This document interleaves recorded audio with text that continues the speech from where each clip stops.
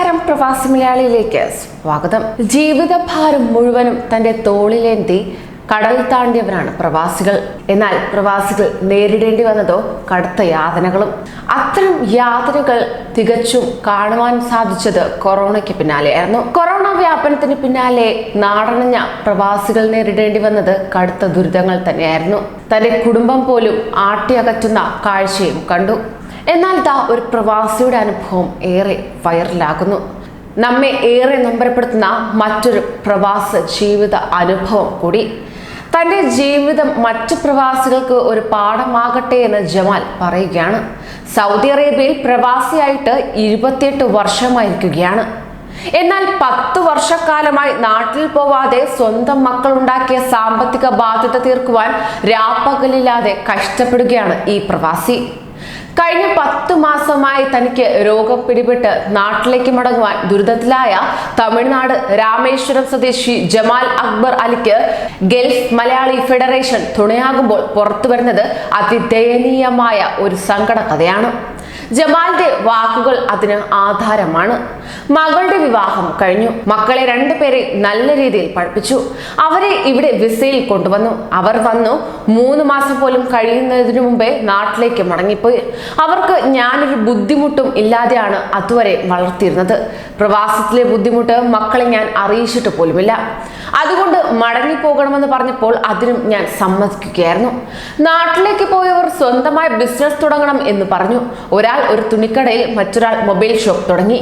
അതിനുവേണ്ടി എന്റെ സ്വത്തുക്കൾ ഇതുവരെ ഉണ്ടാക്കിയ വീടും സ്ഥലവും പണയം വെച്ച് ബിസിനസ്സിന് മക്കൾക്ക് ലോൺ എടുത്തു കൊടുത്തു. കുറച്ചുനാൾ കഴിഞ്ഞപ്പോൾ അത് നഷ്ടത്തിലാക്കി ഹൃദയം നുറുങ്ങുന്ന വേദനയിൽ അക്ബർ അലി പറയുകയാണ്. ഇത്തരം വാക്കുകൾ പറയുമ്പോൾ ആ കണ്ണുകൾ നിറയുന്നുണ്ടായിരുന്നു.